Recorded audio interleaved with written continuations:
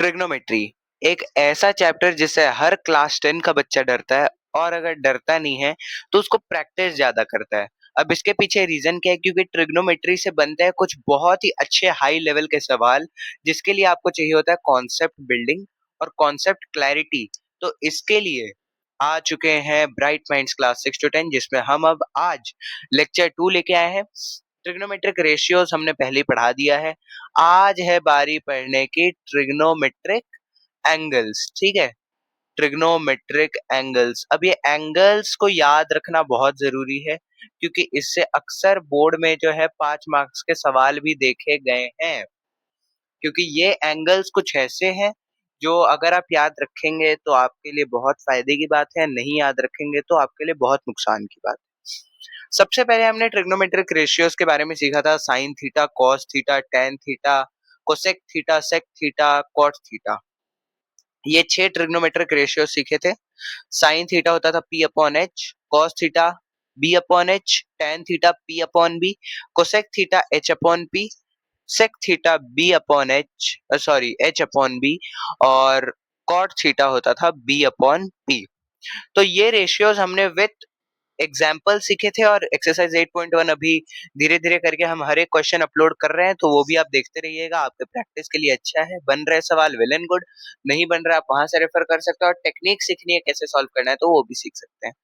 सबसे पहले तो अगर ट्रिग्नोमेट्रिक एंगल्स के बारे में बात करें, तो ये एंगल्स के बारे में हम जब भी बात करते हैं तो हमें कुछ ही एंगल्स को याद रखना होता है। क्लास 10th में ज्यादा इसमें वास्ट चीजें हमें नहीं पढ़नी है, लेकिन जो पढ़नी है उससे अच्छे सवाल आ जाते हैं इस लेवल पे। ठीक है, अब वो कौन कौन सा एंगल है? 0 डिग्री, फिर कौन सा है 30 डिग्री, फिर कौन सा हो जाएगा आपका 45 डिग्री, फिर कौन सा हो जाएगा 60 डिग्री, और एट द एंड हो जाएगा 90 डिग्री। 90 डिग्री। तो तीन, सॉरी नहीं तीन, यहाँ पे पांच, पांच एंगल यहाँ पे हमें पढ़ने हैं। ये है वो पांच एंगल, 0, 30, 45, 60, 90। अब 6 ट्रिग्नोमेट्रिक रेशियोज को हम यहाँ पे लिखेंगे, जो हमने साइन थीटा वाली चीजें पढ़ी थी। तो साइन थीटा है हमारे पास एक हो जाएगा हमारे पास कॉस थीटा, एक हो जाएगा टेन थीटा, एक हो जाएगा कोसेक थीटा, एक हो जाएगा सेक थीटा, और एक हो जाएगा आपका कॉट थीटा। अब ये 6 की 6 हमने लिख ली। अब ये एंगल्स क्या हमें रटने पड़ेंगे भैया? तो अगर आप रट पा रहे हो बहुत अच्छी बात है, लेकिन मैं कहूंगा कि आप रटो मत, मैं आपको इसका तरीका समझाऊंगा। ठीक है, आपको जैसे साइन थीटा याद हो गया, तो कॉस थीटा उसी का रिवर्स है। फिर टेन थीटा हमने पढ़ा था, sine theta upon cos theta होता है, तो वो अगर मैं कर दूंगा तो टेन थीटा आ जाएगा। फिर हमने पढ़ा था sine theta upon cosec, sine theta का रेसिप्रोकल कोसेक थीटा होता है। वैसे कॉस थीटा का रेसिप्रोकल सेक थीटा होता है, वैसे टेन थीटा का रेसिप्रोकल कॉट थीटा होता है। अब देखो साइन थीटा के वाले केस में मैं क्या करूंगा, ये होता है 0। ठीक है, 0 डिग्री पे साइन थीटा 0 होता है। तो आपको मैं एक टेक्निक बताऊंगा जिससे आप साइन थीटा वाले याद कर सकते हैं, फिर आपके लिए बहुत सारी इजी बन जाएंगे। जैसे आपको हर एक को जो जो यहाँ पे लिखा जा रहा है उसको क्या करना है, 4 से डिवाइड। जैसे 0 divided by 4, 1 divided by 4, numerator में एक एक नंबर बढ़ाते जाओ। 2 डिवाइडेड बाई 4, 3 डिवाइडेड बाई 4, और 4 डिवाइडेड बाई 4। अब आपको इनका रूट कर देना है, होल पे रूट करना है, ये बात आप याद रखना। ठीक है, अब 0/4 तो 0 ही होता है, और 0 का रूट भी 0 ही होगा, यानी 0 डिग्री पे साइन थीटा 0 है। ठीक है, अब जहां तक बात आई, मुझे एक बात बताओ, मैं इनको सेपरेट भी ले सकता हूँ, तो √1/√4 ये क्या हो जाएगा, 1/2 हो जाएगा ना। क्योंकि देखो √1 तो 1 ही होगा, और √4 क्या हो जाएगा, 2 हो जाएगा। अब मैं ऐसे ही सेपरेट लूंगा, √2/√4।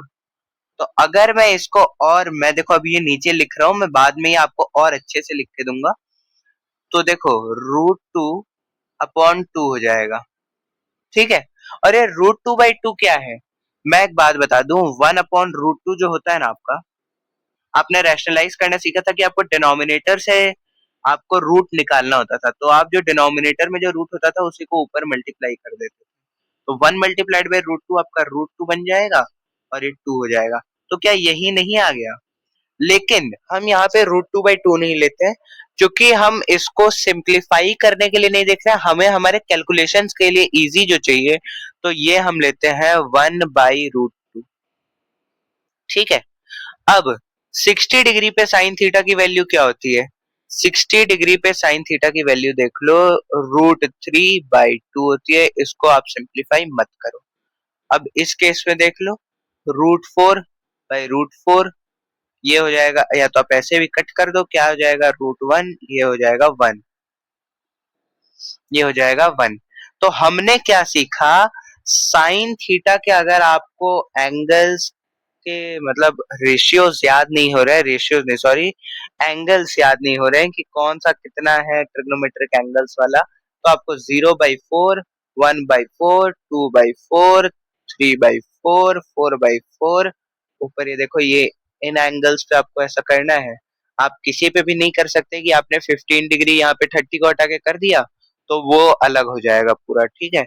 और इसको आपको होल रूट लेना है, तो आपका आंसर क्या आएगा ये देखना। मैं अब इसको थोड़ा सुधार के लिखना चाहूंगा, जैसा आपसे उम्मीद की जाती है। हमने देखा कि 0 डिग्री पे साइन थीटा 0 होता है, 30 डिग्री पे 1/2 होता है, 45 डिग्री पे 1/√2 होता है, 60 डिग्री पे √3/2 होता है और 90 डिग्री पे 1 होता है। ये था आपका कुछ साइन थीटा। अब कॉस थीटा निकालने के लिए आपको ऐसा कुछ करने की जरूरत नहीं है।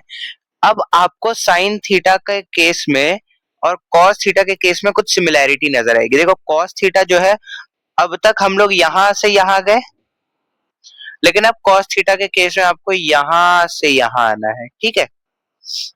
तो चलो शुरू करते हैं। जो साइन थीटा का 90 डिग्री है वो cos थीटा का 0 डिग्री है, तो 1। जो साइन थीटा का 60 डिग्री है वो cos थीटा का 30 डिग्री है, √3/2। जो साइन थीटा का 45 डिग्री है वही cos थीटा का 45 डिग्री है।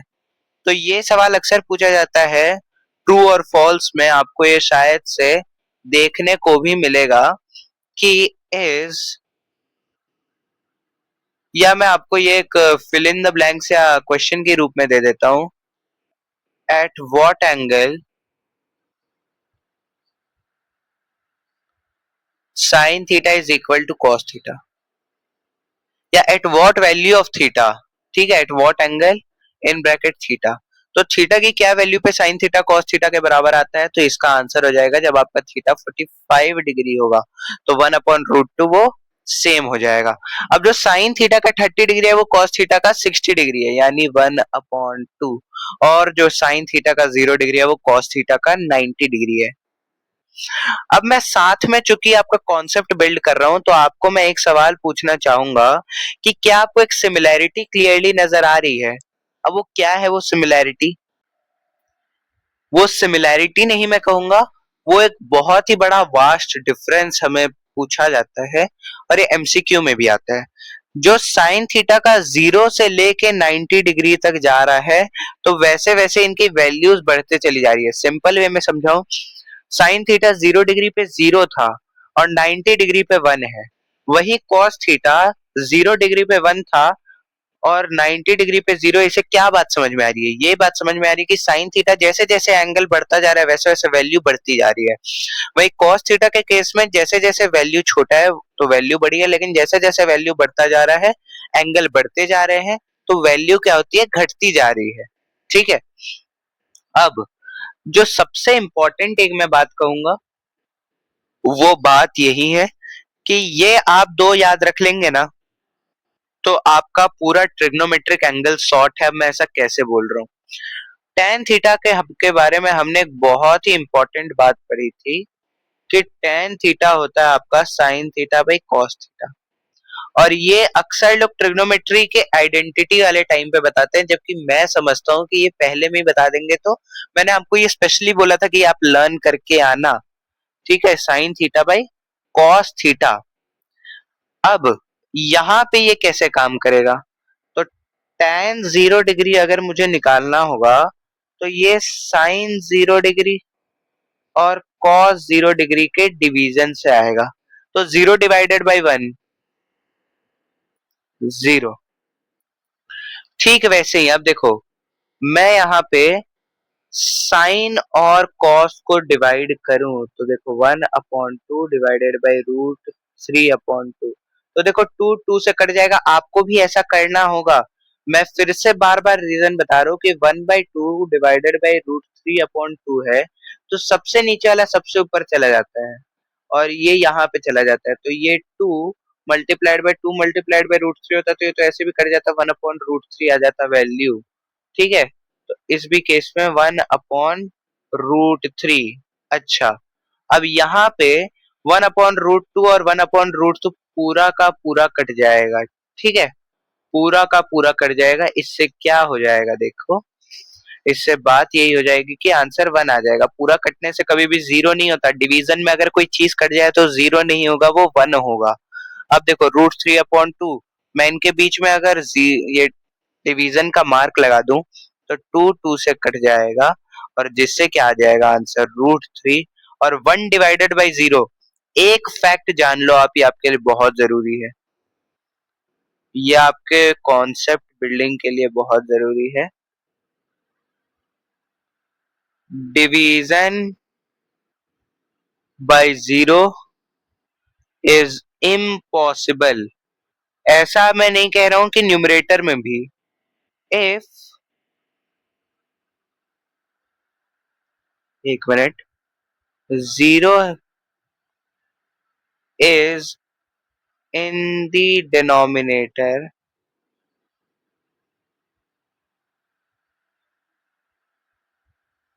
then it is, मैं कहूंगा नॉट डिफाइंड। ठीक है, ये बात का आप स्क्रीनशॉट ले लो या आप ही अपने नोटबुक में नोट कर लो कि डिवीजन बाय 0 इज इम्पॉसिबल। अगर आपका 0 डिनोमिनेटर में आ रहा है तो वो नॉट डिफाइंड है। तो क्या इस केस में 1/0 0 होगा? बिल्कुल नहीं। इसका आंसर हो जाएगा आपका नॉट डिफाइंड। और मैं एक बात जो यहाँ पे क्लियर करना चाहूंगा, मैंने बोला था सबसे नीचे वाला सबसे ऊपर जाता है, लेकिन मान लो अगर 1/2 डिवाइडेड बाई √3 होता तो क्या हम तब भी इसको ऊपर लेके चले जाते? तब ऐसा नहीं होता, तब ये जो है सबसे ऊपर ना जाके ये सेकंड वाले के साथ चला जाता, क्योंकि इस केस में जब √3 का कोई डिनोमिनेटर नहीं है तो 1 डिनोमिनेटर है, तो 1 ऊपर जा रहा है, भाई √3 सेकंड पे चला जाएगा। तो ये बात आपके लिए जाननी बहुत जरूरी थी। तो ये हमने जान लिया अभी tan थीटा की वैल्यूज। अब मैं इसको क्लियरली लिख दूं जरा, tan theta is 0 at 0 degree. ठीक है, tan theta is 0 at 0 degree. 30 degree पे 1/√3 होता है, ये आप डिवाइड करके भी देख सकते हो। 45 डिग्री पे 1 होता है, 60 डिग्री पे √3 होता है, 90 डिग्री पे नॉट डिफाइंड होता है। ये अगर एमसीक्यू में पूछ लिया कि eight what angle tan theta is not defined, तो ये आपको बताने में कोई प्रॉब्लम नहीं आनी चाहिए, क्योंकि ये हमने स्पेशली पढ़ा है। ठीक है, ये बताने में कोई भी इशू नहीं आना चाहिए। अब हमने पहले 3 पता कर लिए। अब जो सबसे इंटरेस्टिंग बात आती है वो आती है कोसेक थीटा, सेक थीटा और कॉट थीटा। क्योंकि मैंने एक बहुत ही इंपॉर्टेंट बात बताई थी, और वो इंपॉर्टेंट बात थी क्या? वो इंपॉर्टेंट बात थी कि आपका जो कोसेक थीटा होता है वो रेसिप्रोकल होता है साइन थीटा का। ठीक है, तो अगर कोसेक थीटा सेक थीटा का, sorry, cosec theta sine theta का रेसिप्रोकल है, ठीक है, कोसेक थीटा साइन थीटा का रेसिप्रोकल है, तो मैं 1/0 ऐसे कर दूंगा। मैंने सीखा कोसेक थीटा, मैं इसको यहीं पे बताता हूँ। देखो, कोसेक 0 डिग्री में कैसे निकालूंगा? मान लो मुझे कोसेक 0 डिग्री पे क्या है ये जानना है, तो 1/sin 0 डिग्री कर दूंगा। इसका रीजन क्या है? इसका रीजन ये है, इसका प्रॉपर रीजन ये है। अब कोसेक 0 डिग्री 1/sin 0, तो ये भी क्या हो जाएगा आपका? Not defined. ठीक है, ये भी क्या हो जाएगा आपका? Not defined. तो ये मैं लिख दूंगा यहाँ पे, नॉट डिफाइंड। अब मुझे एक बात बताओ, मैंने ये जो बताया था ना आपको, ये जो मेन, ये मैंने इसलिए बताया था कि आपको ये कभी भी प्रॉब्लम में ना आए, और ये जो प्रॉब्लम हो सकती है वो अभी से स्टार्ट हो जाए, ऐसा हो सकता है। अब मैं ऐसा क्यों कह रहा हूँ, इसके पीछे का सबसे इम्पोर्टेंट रीजन आपको जानना है। तो एक बात बताओ, अगर मैं निकाल रहा हूँ कोसेक 30 डिग्री, तो हम क्या करेंगे भैया, हम करेंगे 1/sin 30 डिग्री। तो 1/sin 30 डिग्री क्या है, 1 में 1/2। अब मैंने एक और एक बात आपको जानने के लिए कही थी, वो बात क्या थी कि आपको याद है कि मैंने आपको दो बातें बता दी थी। हो सकता है ऊपर न्यूमरेटर डिनोमिनेटर दोनों हो और नीचे कुछ ना हो, मतलब √3 हो, डिनोमिनेटर में कुछ ना हो, तो ये यहाँ पे जाके मल्टीप्लाई हो जाएगा। हो सकता है कि दोनों में न्यूमरेटर डिनोमिनेटर हो, तो ये ऐसे ऐसे कट जाएगा, क्योंकि ये ऊपर चला जाएगा, ये इधर चला जाएगा। लेकिन इधर तो इस वाले केस में ऊपर वाले में न्यूमरेटर है बट डिनोमिनेटर नहीं है, और ये बहुत सारे टीचर अच्छे से एक्सप्लेन नहीं करते, तो आप 1/1 ले लो, डिवाइड में क्या कर लो, 1/2 कर लो। यानी कि अब क्या हो जाएगा, आपका मल्टीप्लिकेशन में ये चला जाएगा, तो सीधा सीधा आंसर आपका 2 आ जाएगा, क्योंकि इस भी केस में 2 सबसे ऊपर चला जाता है। तो ये आपके लिए जानना बहुत जरूरी है कि किस केस में मल्टीप्लिकेशन कैसे हो रहा है, और ये बहुत ही बेसिक बात है, इसलिए 7th 8th में पढ़ाई जाती है। ये आ जाएगा आपका कोसेक 32, और ये हम कितने आराम आराम से धीरे धीरे करके निकाल रहे हैं, आप भी देख रहे हैं। अब तक की 15 मिनट के वीडियो में हमने बहुत ही आराम से निकाला है एंगल्स के वैल्यूज को। तो ऐसे में अब 45 डिग्री क्या होगा, तो देख लो, 1/1/√2, तो इस भी केस में सबसे ऊपर चला जाएगा, आंसर विल बी √2। तो √2, इनके बीच में आप कंफ्यूज मत होना, ये मैं कुछ कर दूंगा, या आप देख लेना, ये आपके एनसीईआरटी में भी अच्छे से बना हुआ है, ये मैं आपसे बस सॉल्व करवा रहा हूँ। 1/3/√2, तो इस केस में 2 सबसे ऊपर चला जाएगा, 2/√3 बन जाएगा। तो देख लो, ये बन गया 2/√3। ठीक है, 2/√3 बन गया। तो एक बात जो हमें अब तक समझ में आई है कि ये अब तक हमें कोसेक 0 से लेके 60 तक मिल गया। अब 90 कैसे निकालेंगे, 90 निकालना सबसे आसान है, 1/1। तो 1/1 क्या होता है, 1 होता है, तो आ गया। तो हमने सिंपल से लॉजिक से ये चीजें निकाली। और अगर अभी तक समझ में नहीं आया, मैं फिर बता दूं, साइन थीटा के निकालने का तरीका मैंने बताया। कॉस थीटा को आपने क्या कर दिया, साइन थीटा के रिवर्स से लिखना शुरू कर दिया। वही टेन थीटा क्या होता है, sine theta upon cos theta, तो वैसे ऐसे मैं करता चला गया। कोसेक थीटा क्या होता है, 1/sin थीटा, तो मैंने 1 जैसे मान लो 30 डिग्री है, तो 1/1/2, तो 2 सबसे ऊपर चला गया, तो देखो यहाँ पे 2 आ गया। तो ऐसे ऐसे करके मैंने निकाला। अब मैं एक और एक आपको जो है बताना चाहूंगा, वो क्या है कि जैसे साइन थीटा जब हमने लिख लिया, तो कॉस थीटा में रिवर्स वैल्यूज कर दी, जो 90 पे था वो 0 पे कर दिया। तो ठीक वैसे ही सेक थीटा के केस में हम क्या करेंगे, जो कोसेक थीटा का 0 है वो सेक थीटा का 90 बन जाएगा, जो कोसेक थीटा का 90 है वो सेक थीटा का 0 बन जाएगा। समझ में नहीं आई बात, करके दिखाता हूं, देख लो। ये रहा 1, अच्छे कलर से लिखते हैं, देखो, जैसे ये मैं ब्लू से लिखा है, इसको भी मैं ऐसे ही लिखूंगा। कोसेक थीटा जो है, जो 0 से 90 तक जा रहा है, वही सेक थीटा 90 से 0 तक आएगा।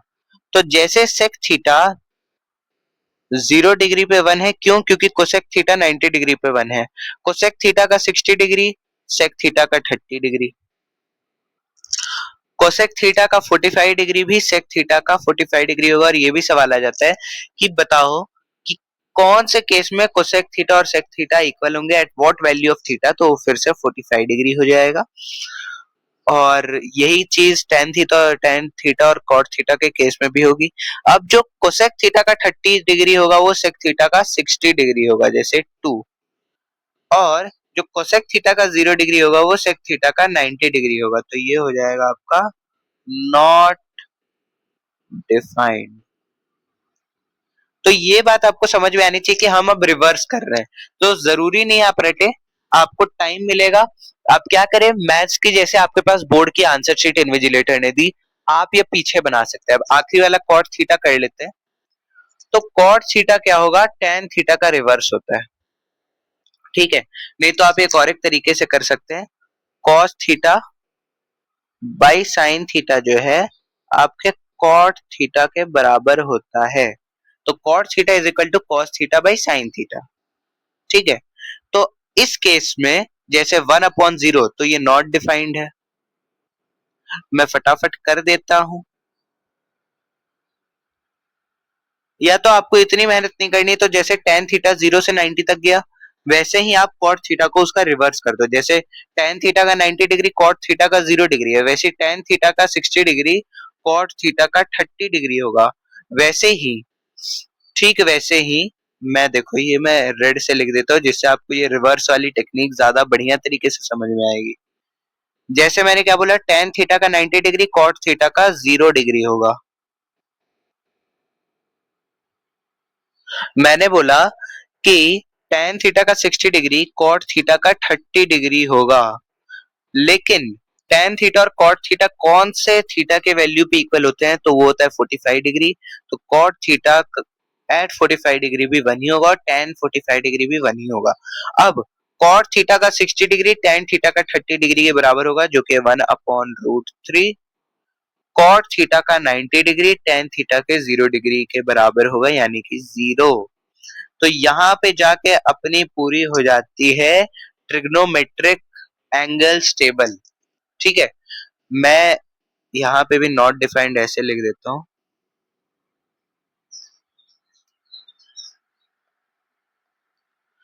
अब तक हमने जो सीखा, क्या आपको वो समझ में आया या नहीं समझ में आया, वो आप व्यूज बिल्कुल अपने कमेंट्स में बताइएगा। मैं इसके रिलेटेड क्वेश्चन जरूर लाता रहूंगा।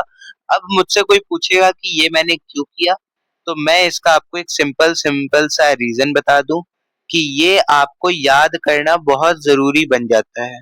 अब ये जरूरी क्यों बन जाता है, इसके पीछे का जो मुझे एक रीजन लगता है, क्योंकि बहुत सारे बच्चे इसको जो याद नहीं कर पाते, तो इसको टेक्निक से याद करना बहुत ज्यादा जरूरी हो जाता है, ठीक है।